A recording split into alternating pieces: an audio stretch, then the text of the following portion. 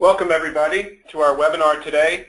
I know the first slide we're all looking at here is a quote that was said recently by the outgoing National Coordinator for Health IT, Farzad Mostashari. Mobile devices will serve a key role in healthcare delivery and in the future success of the Meaningful Use program. So with that in mind, we'd like to all welcome you to the webinar today.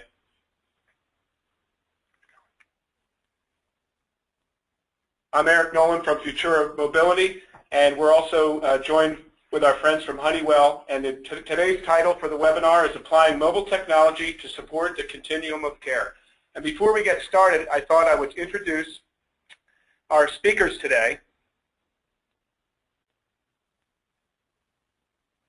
And we're just going to make sure we have our communications right. There we go. Our key speaker today, we're lucky to have Denise Hamill, our Director of Clinical Solutions here at Futura Mobility, as our key speaker. Also joining us today is John Izzo, Healthcare Solutions Specialist from Honeywell Scanning and Mobility. I'll be the moderator today. My name's Eric Nolan, and I'm the Director of Sales and Business Development here at Futura Mobility. We're going to be very concise and to the point in today's agenda. First, we're going to discuss the scope of mobility in healthcare. Next, we're going to discuss the value of mobility in the acute care setting. Third, we're going to discuss the challenges of mobile devices from a standpoint of security, environment, usability, and support. And last, we're going to talk about the new age of mobility and see some of these devices that are available today. Before we get started, the ground rules for today. We have everyone attending muted, but if you have questions, feel free to use the chat feature to post those questions during the webinar. We'll try to answer as many of those questions as we can at the end. We also are giving away an iPad mini to a lucky attendee today, and I think you have a pretty good chance, but you do have to complete the survey at the end of the webinar to qualify or have that chance for the iPad. A little bit about Futura Mobility and where we're coming from. We're a technology advisor for EMR initiatives in hospitals around the country as it pertains to their adoption of clinical documentation, barcoded medication administration, computerized provider order entry, and really we come at it from a support angle. We're committed to supporting hospitals, and to this date we've supported over 1,800 hospitals and over 300 mobile devices as they've been implemented in those same hospitals. Something kind of neat, we were awarded the Gartner 2013 Cool Vendor Award, which is something pretty cool. Basically, our company does a couple things. We design, develop, deploy, and support mobile technology as it's used at the point of care. And now I'm going to introduce John Izzo to tell us a little bit about Honeywell before we get into the meat of the presentation. John? Thank you, Eric. Honeywell is the Honeywell that you all know and love, the thermostat company. But we're much more than that. We've had a roll-up of AIDC companies in the last few years, and now we're about a $1.5 billion company in the barcode scanning mobile productivity space with a nice focus on healthcare that we'll discuss through the course of the day. Okay, thanks, John. And there's just a quick depiction of all the areas that Honeywell is working in the hospital setting, in admissions and point of care, and specimen collection, pharmacy, and materials management. So I thought it would be a good idea for us to just discuss up front the scope of the mobility market in general, and then as it pertains to the healthcare industry. You know, today's mobile devices are the go-to tools for countless activities that just 15 years ago were accomplished with multiple devices, including paper. You know, today we manage our calendar, check the time, play games, and take pictures all from one device. We read news, we watch television, we watch movies, we check the weather, and we even shop from these devices. And it does extend beyond consumer use. Airlines, logistics companies, sporting events, retail, education, and healthcare are just some of the markets where mobile is making a real difference in the way we both interact and experience events. All this really happened in the last 15 years. Can you imagine what the next 15 years have in store for us? Specific to healthcare, mobile device in this industry has really exploded recently. Consider some of these stats for physicians, and this came from the HIMSS annual mobile technology survey that happened last year. 90% of physicians use mobile technology during the course of their day. 80% use mobile technology to provide care, and 98% agree mobile technology will impact healthcare. These statistics represent what we call the new normal. Clearly, there's a demand for these devices, but their use is going to be dependent on the availability and the usability of EMR applications. The mobile EMR application market is expected to grow 500% by the end of 2014. And the bullet list you're seeing there on the screen shows and represents many of the functions that these EMRs either already support or will support in the near future. And we'll dive into a few more pieces about the applications in a moment.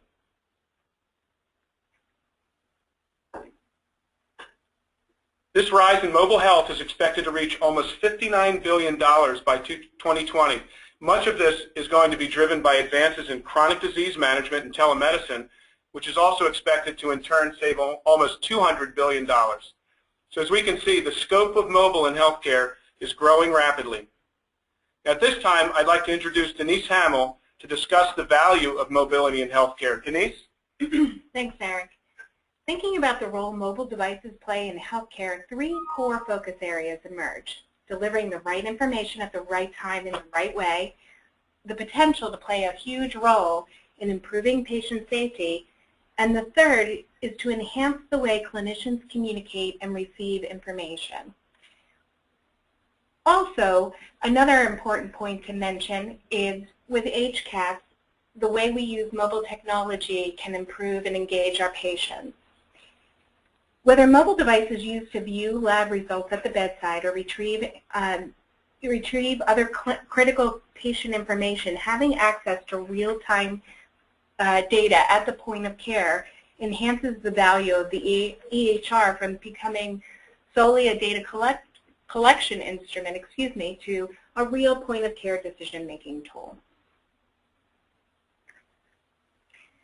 With increased attention paid to HCAHPS scores, organizations are changing the way clinicians interact with technology and the patient. Devices that enable clinicians to have more face-to-face time with patients are being chosen over traditional solutions such as desktops or wall-mounted units in the hallways. Given that as much as 1/3 of a nurse's time is spent documenting, it's really important to look at the ways that they perform this activity. Another area we want to focus on is all of the communications or information, and in some cases information overload that our clinicians receive.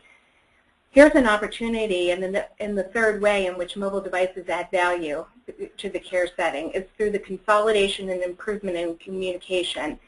Nurses are inundated with communications and signals that demand and compete for their attention. Sorting out what's most important requires their immediate attention and can even be challenged for the most seasoned nurse. A significant portion of the nurse's time is not directed in patient care, but can be communicating with other healthcare professionals.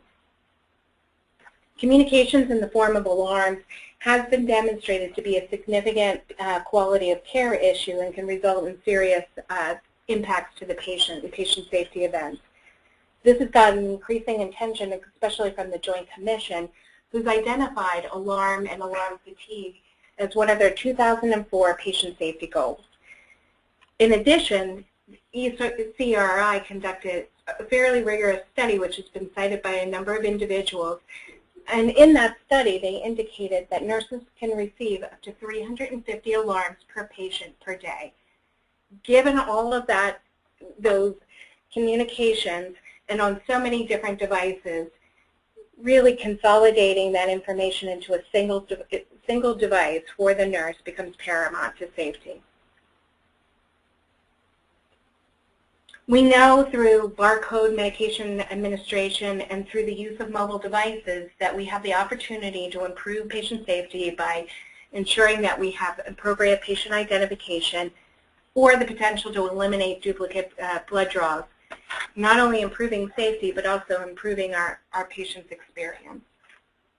I'd like to take it over to John for a moment and have him talk about device consolidation.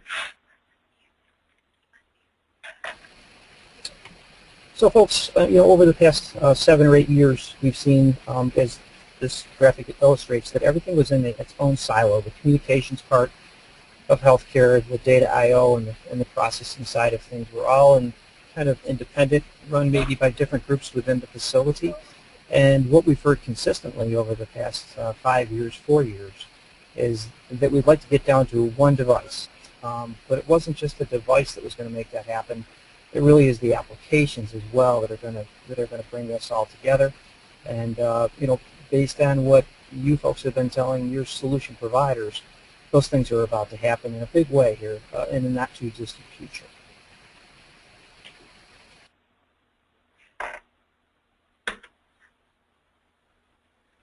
We've got another slide coming for you, John.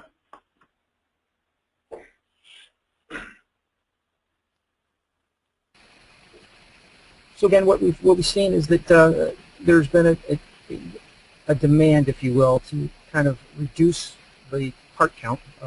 Maybe not bring it all the way down to just one device, but let's get it down considerably lower than it was.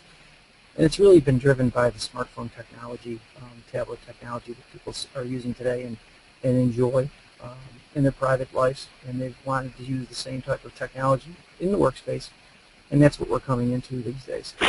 We've got a nice consolidation of these different silos. Great, thanks, John.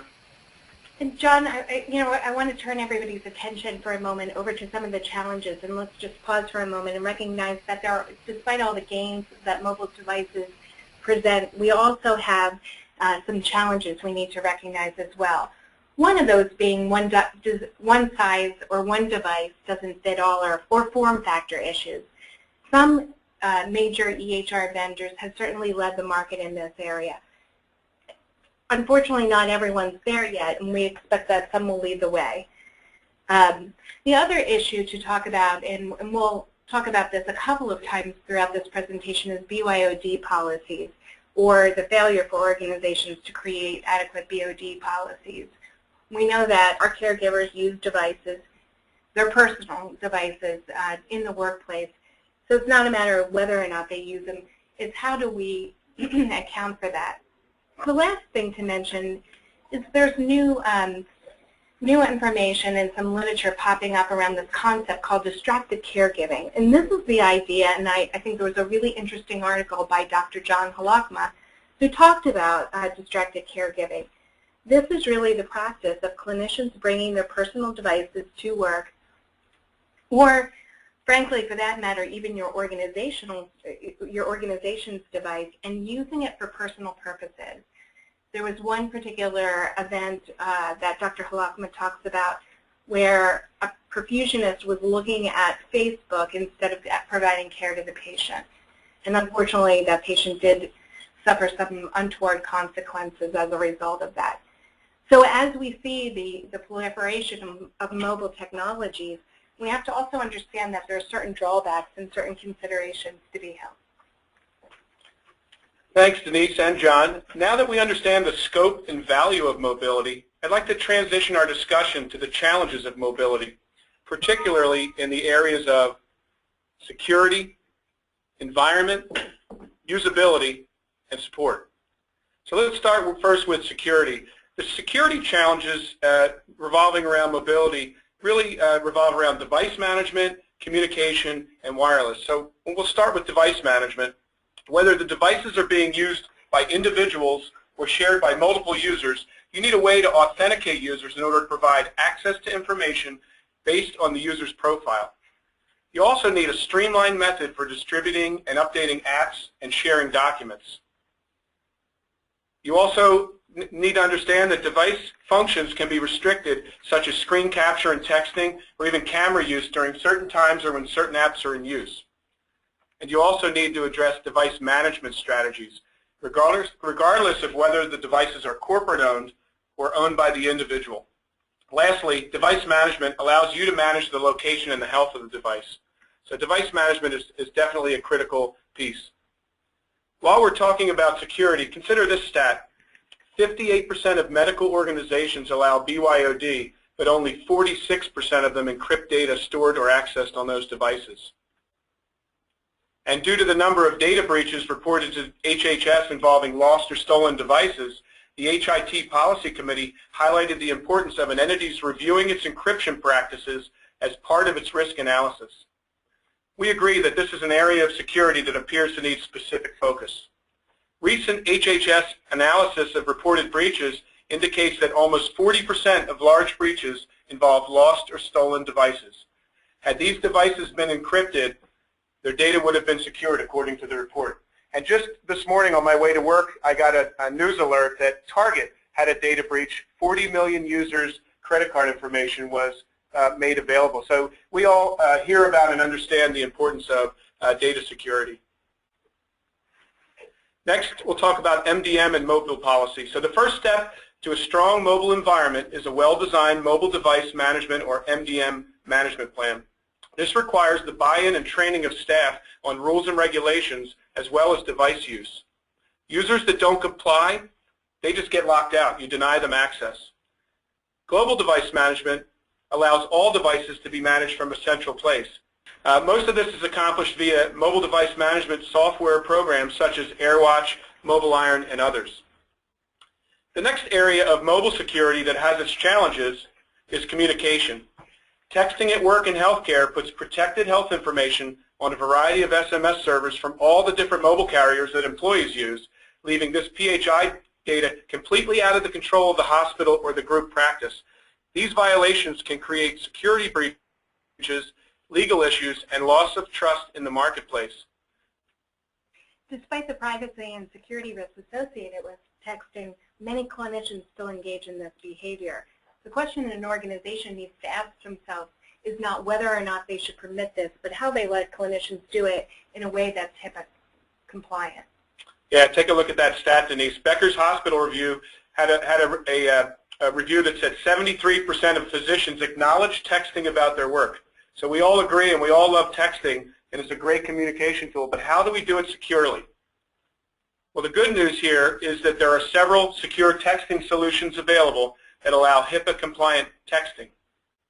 One example we'll give you is Practice Unite by Navio.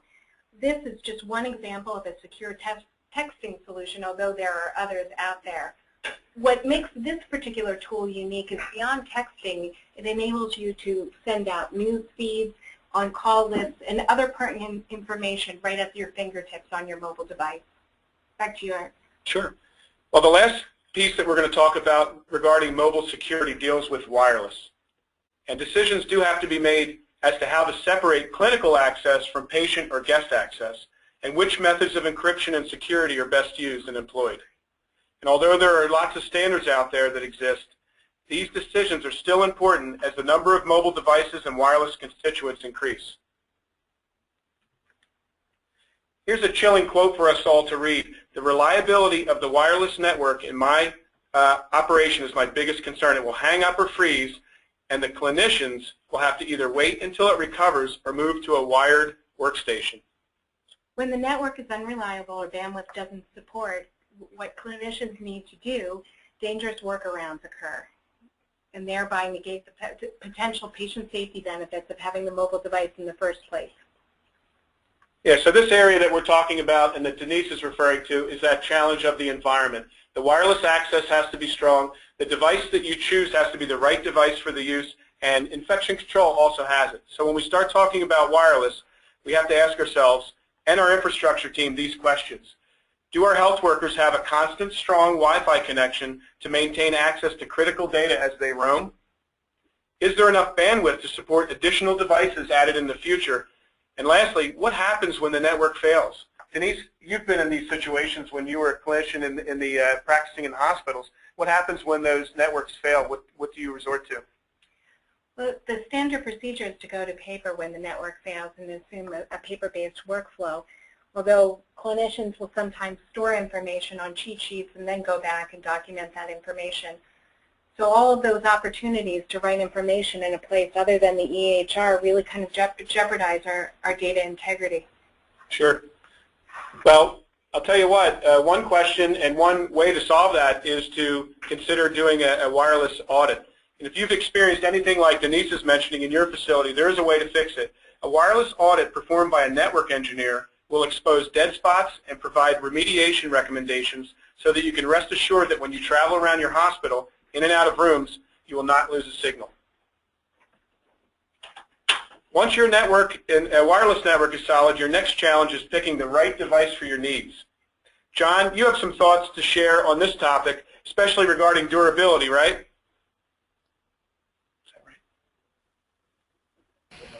That's right, Eric. Our company has spent a lot of time, and most of the people in the industry spend a lot of time making sure that the devices that are deployed remain on the job day in, day out, because it's really important. It's mission critical.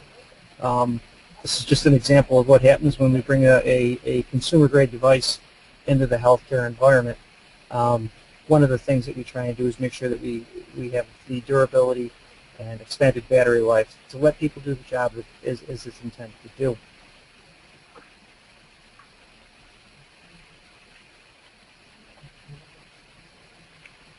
Also, things to consider when we talk about consumer versus enterprise, what operating system is it used? What are the tools available for that device? What are its scanning capabilities or requirements? How does it connect to the wireless? How is it being serviced? And one that's really important now is infection control. Interesting, the VDC research report showed the annual 5-year total cost of ownership for a small consumer-grade device is more than double or 50% higher than its enterprise-grade counterparts. But specific to infection control, the last environment challenge is to provide devices that help that preventing infection. Go ahead, Denise. No, I was just going to say that while most organizations have adopted standard practices for disinfecting their carts, these same practices need to apply to their mobile devices as well. Yeah, and this study that was done by the National Health Service revealed that 90% of doctors admitted not cleaning devices between patients. The study examined these phones before cleaning and showed the existence of bacteria. 12 hours after they were cleaned, the number of devices that grew bacteria were reduced by almost 80%.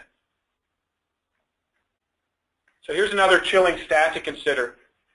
In the U.S. alone, 1.7 million hospital-associated infection, HAIs, result in 99,000 deaths each year. So clearly the need for infection control is real. The solution here is simple, that regardless of the inherent bacteria-fighting properties of your devices, and many of them do have antimicrobial plastics and so forth, they must be cleaned after every patient use. Our next major section today focuses on the usability of the devices, specifically the trends for use and delivery method for applications used on the devices. I'll give everyone a minute to study this chart. There will not be a quiz afterwards, but I just want to give everyone a chance to see all the data before I start talking about it. This graphic depicts the growing use of mobile apps at the point of care. 2011 is shown in blue, and 2012 is shown in red, with the corresponding growth rate in percentage shown in green for all the different use cases that are shown along the bottom. All of these use cases are allowing caregivers to not only view data, but to perform actions with their apps. As you can see, the highest growth has been in data capture and barcoding, proving that advances in device functionality are making a difference. So where are these applications coming from? Well, according to that same HIMSS study, 58% of providers leverage mobile applications developed by their HIT vendor. And this number will likely go up when this year's survey results are revealed at HIMSS 2014. Mobile software design is important because if the application is difficult to use, it won't be adopted by users. The term mobile optimization refers to the process by which applications automatically adhere to device capabilities. So mobile optimized apps have responsive screens, are built for touch, whereas non-optimized apps utilize multiple screens and may require scrolling. I have a short video here to show you that's a great example of how a mobile optimized EHR app looks.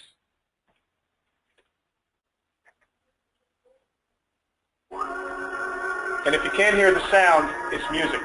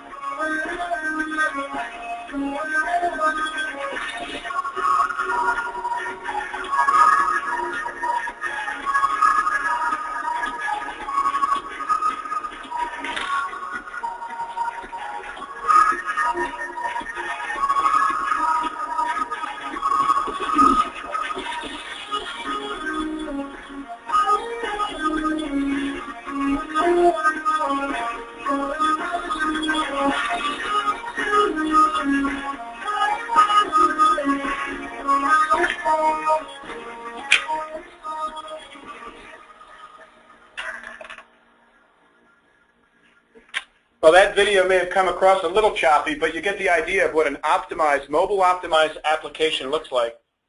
And so there's some good news out there for mobile apps for your EMR system. That particular example was a specific mobile application called PowerChart. But many of the leading EMR, EHR companies out there are coming out with it. In fact, 122 vendors have or will introduce fully functional mobile access and/or iPad or iOS native versions of their EHR products by the end of 2013. And that number will probably go up a little larger next year. John, you have some insight there you could share with us regarding the EHRs that you work with? Sure. The two that we focus primarily on are the two largest, Cerner and Epic, and you just gave a very nice example of what Cerner's done with PowerChart. And just the brief thing that I could say is that we've worked with some folks that have migrated already from an Epic Rover Windows Mobile to an Epic Rover iOS pilot, if you will, and the same type of result. Just fantastic increase in speed, better graphics. So these are the things that are happening. Everybody in this space, with 122 people coming up with something in 2013, everybody's got just about something out there, but really the two big ones right now, Cerner and Epic, leading the way. Sure. Thanks. Well, our last section today is relating to the resource challenges of adding all of this mobility. Many hospitals rely on third parties to assist with the procurement, deployment, and support of the new technology. Let's think about where these devices are going in your hospital. Centralizing the deployment and support of these devices is critical. We're in hospitals all the time where lab and biomed and IT and respiratory all seem to have their own silos of devices and who's handling the selection of them, who's handling the procurement and deployment of them, and then ultimately the support of them. And it's very challenging. So lots of times using a partner is a smart way to go. The first thing you have to do, of course, is pick the right device. So procurement assistance usually involves looking at multiple solutions from multiple vendors in order to zero in on the right devices. Our partners can help streamline this effort by jointly creating your requirements and facilitating your evaluation and selection of devices. Engaging key stakeholders in the process always makes this adoption go much smoother. Once devices are chosen and procured, they need to be prepped for deployment. This can include imaging and configuration, kitting and staging of accessories like cables and batteries, then scheduling delivery and installation, and lastly, providing user training for the software and the device. A good partner can assist with the deployment and reduce the strain on your existing resources. Outsourcing these projects allows hospitals to focus on their core business of caring for patients, reduce their operational and maintenance costs, and quickly implement new technologies. In fact, Markets and Markets quote here, the U.S. healthcare IT outsourcing market is expected to grow by 42.8% in the next 5 years. Support is the last piece of this resource puzzle. The risks are great. If your support is subpar, it can negatively affect patient care and worker morale. Here are some long-term support strategies you can employ. Keep good records on your assets. Asset management is key. Knowing what is in or out of warranty can help contain costs for repairs and help with budgeting for maintenance and new equipment. Help desk. Make sure your help desk is up to speed with the devices and their manufacturer support programs. Also, always buy the maintenance contract if it's offered. It normally provides a fixed cost for maintenance, and it also usually reduces your downtime. And lastly, once the assets are passed through usefulness, take advantage of recycling initiatives and incentives that could provide value toward new assets. And now I'm going to turn it over to John, who's going to give us some information on some of these new devices that are available today. John?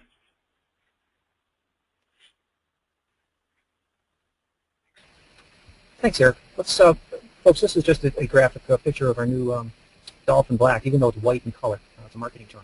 But this is an Android device. Could you go to the next slide, please?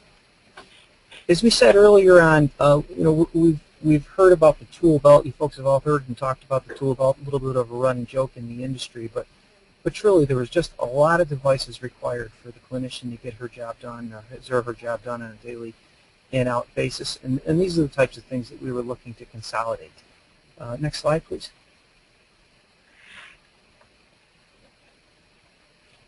Back again, the three different silos. You had different people in the IT staff working on communications, possibly working on meds administration and the other aspects that had to connect down into a single device to help eliminate that tool belt effect. Let's go to the next slide. So here's the Dolphin Black. This is an Android operating system or Windows Mobile. What we're doing here is really taking smartphone technology and coupling it with some of the things that Honeywell is noted for, durability, battery life, and barcode scanning. So we've got great input on this device, as well as visibility with a 4.3-inch screen. Based on the feedback that we've had of how can we consolidate down from that tool belt. Let's go to the next one, please. Yep. Hey, John. John, sure. One of our questions came from the audience that they have doctors that use a lot of the iPods and iPads and iPhones, but they lack the ability to do scanning. So I think it kind of ties into your slide here, right? Yeah, I couldn't have asked for a better question. Thank you very much.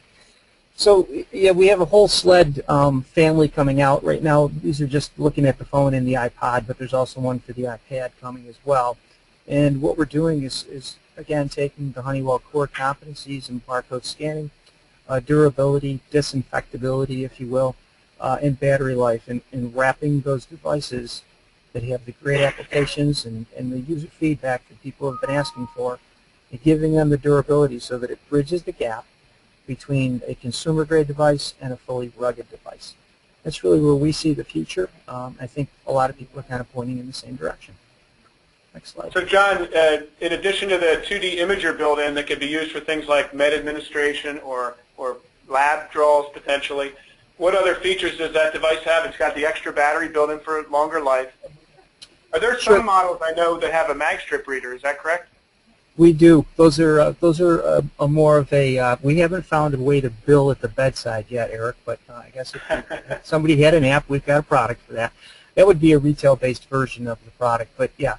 We've added an extra battery that's exchangeable from the outside. You don't have to open the device up. You could pop in a new battery if you needed to.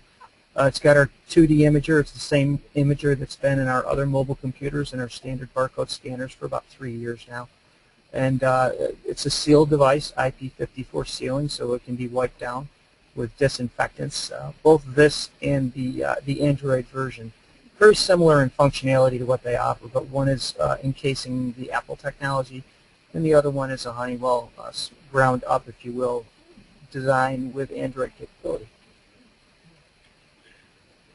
Great, thanks, John. Well, we like to say it's time to think differently. Today we've discussed at a high level the scope, value, and challenges of mobility in healthcare. You were also able to see how new technology has helped consolidate device functionality at the point of care. Our goal here was to provide a general landscape for creating mobile strategy.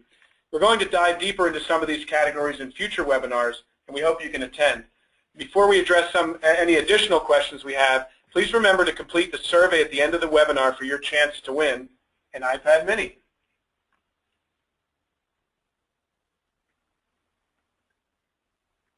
Do we have any questions from the audience?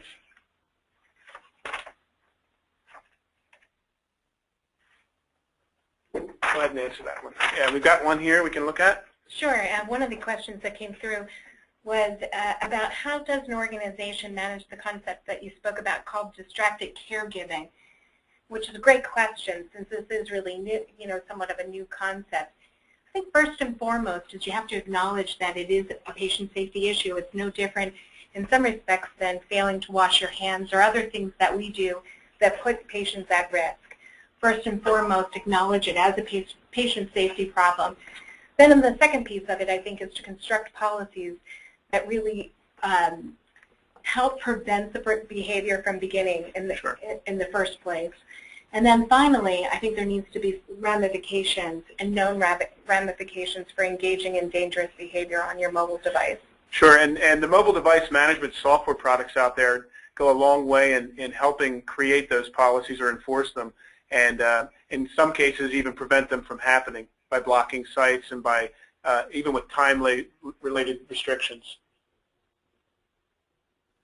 John, we have a question from the audience. Do the Honeywell devices provide built-in encryption on the devices, Android and OS?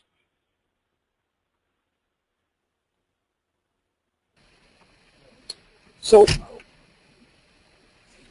I think our applications would be more aligned to encryption. If it's just the wireless transmission of data, the answer is yes. But I think we're more leaning towards the application side and what that brings to it than we are just strictly our device. Sure, and again, we go back to the application would probably be responsible for that. The data is normally residing on a server, but when it's pulled in for that application, that mobile app to use, it needs to be secured. It needs to have mobile device management software to ensure that if it leaves the confines or is lost or stolen, it doesn't have any protected data on it. So partly it's the application running it from the EMR, but also partly it's the mobile device management software's responsibility.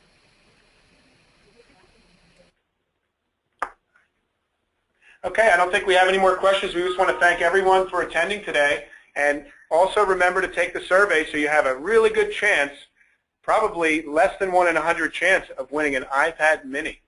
And we can definitely guarantee, oh, we have one more question, but I will tell you we can guarantee that you'll get that mini before Christmas.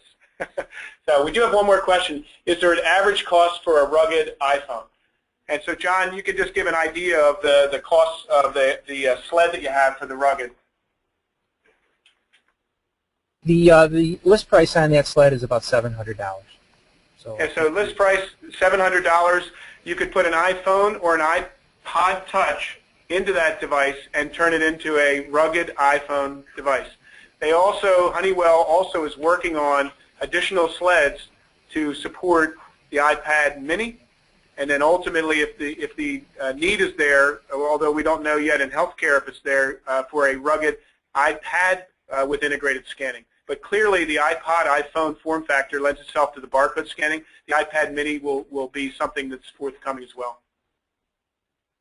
So fill out those surveys, and we wish everyone a happy holidays, and we hope to see you at the next webinar that we push out sometime in the first quarter. Thank you, everyone.